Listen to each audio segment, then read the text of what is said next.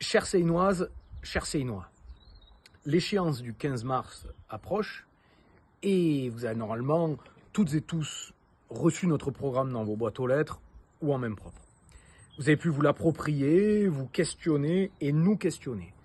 Vous avez également été nombreux à participer à nos 3 réunions publiques où l'on a pu échanger sur les différentes thématiques. Ce sont des moments clés de la vie démocratique d'un village.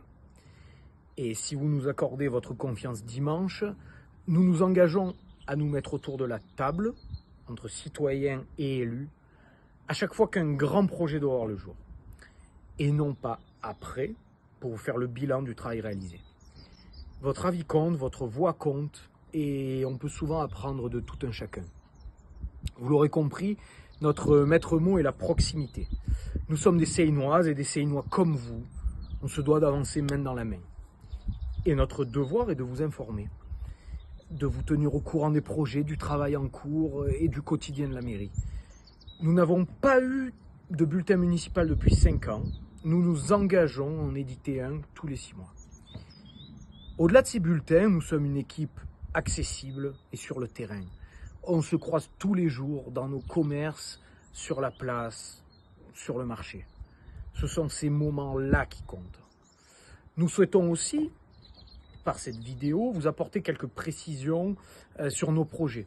En effet, lors de nos échanges, quelques questionnements sont revenus et il est important d'y apporter des réponses qui puissent être vues par le plus grand nombre. Concernant le projet de logement dans l'ancien hôpital, de nombreuses communes, souvent plus petites que la nôtre, ont déjà mis en place de tels projets. Il suffit de regarder autour de nous, à Bar, Lauzet ou La Bréole. Ces projets ont bénéficié d'aides et de subventions, ne serait-ce que pour l'efficacité énergétique des bâtiments publics. La Banque des Territoires également accompagne les communes sur des prêts aidés bien plus attractifs que dans une banque classique. Pour l'école élémentaire, les travaux seront échelonnés lors des vacances scolaires, notamment l'été. Il ne s'agit pas de toucher à la structure, mais de rénover classiquement. Cela sera étalé entre 2026 et 2027 pour pouvoir accueillir les 5 classes dans de bonnes conditions dès la rentrée 2027.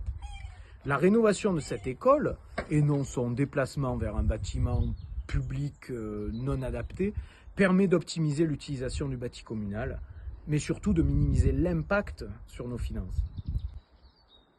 Avant la réfection de la Grande Rue, nous réunirons les commerçants et les riverains afin d'expliquer en détail le projet et les aménagements prévus. Rien ne sera fait sans une compréhension parfaite des enjeux. Il en va de même de la place d'Armes. L'idée générale reste de rendre notre village beau et attractif. Au Grand Puy, mais également dans toute la vallée, nous souhaitons dynamiser la pratique du vélo. Nous héritons d'un équipement, le télésiège, que l'équipe en place n'a pas réussi à vendre, ou n'a pas cherché à vendre, puisque l'UBAI a démenti dans un article de la Provence vouloir racheter cet équipement.